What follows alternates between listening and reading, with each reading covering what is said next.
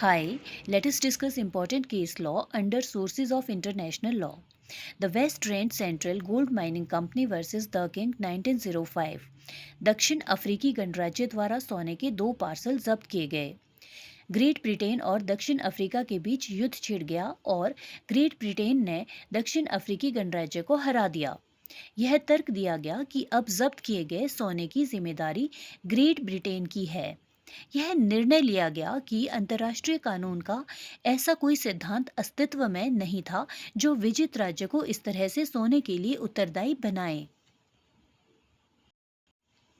नगरपालिका कानून के विपरीत अंतर्राष्ट्रीय कानून के स्रोत निश्चित नहीं है। अंतर्राष्ट्रीय स्तर पर कोई विधायिका लेजिस्लेचर नहीं है। The West Rand Central Gold Mining Company versus the King 1905।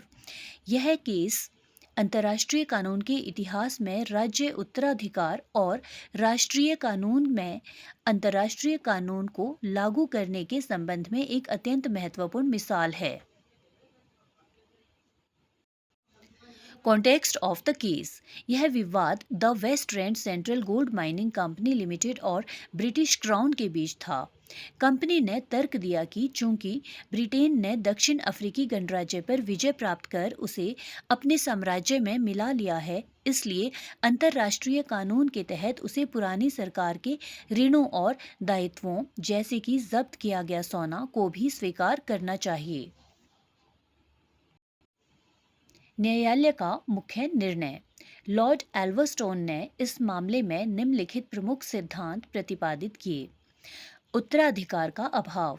न्यायालय ने स्पष्ट किया कि केवल विजय मात्र से कोई देश पूर्ववर्ती सरकार के सभी संविदात्मक दायित्वों कॉन्ट्रैक्चुअल ऑब्लिगेशंस को वहन करने के लिए बाध्य नहीं होता, जब तक कि वह स्पष्ट रूप से उसे स्वीकार न कर ले। अंतर्राष्ट्रीय कानून का प्रमाण। अदालत ने कहा कि किसी नियम को अंतर्राष्ट्रीय कानून मानने के लिए यह साबित करना होगा कि वह सभ्य देशों द्वारा सामान्य रूप से स्वीकृत है या ब्रिटेन ने उसे अपने कानून के रूप में अपनाया है। न्याय क्षेत्र का अभाव। यह राज्य का कार्य था। घरेलू अदालतें संप्रभु राज्यों के बीच हुई संधियों या विजय की शर्तों को लागू नहीं करवा सकती। निष्कर्ष कंक्लूजन।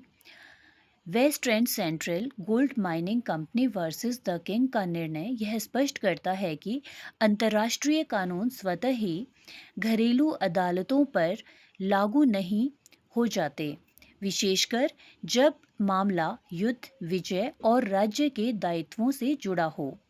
यह संप्रभुता के महत्व को रेखांकित करता है। Thank you.